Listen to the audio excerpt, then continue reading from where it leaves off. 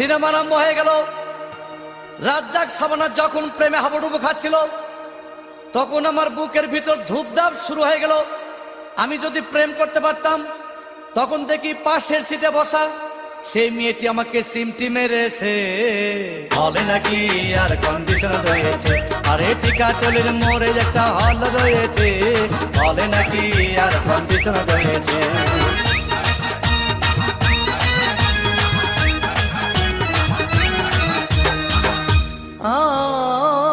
ভাই, সিনেমা শেষ হয়ে গেল, বাইরে আসলাম, রিক্সা নিলাম। হঠাৎ দেখি মেয়েটি দৌড়ে এসে আমার রিক্সার ভিতর চেপে বসেছে। বলে নাকি আর কন্ডিশন রয়েছে, আর এটি কাটলের মোড়ে একটা হল রয়েছে। বলে নাকি আর কন্ডিশন রয়েছে।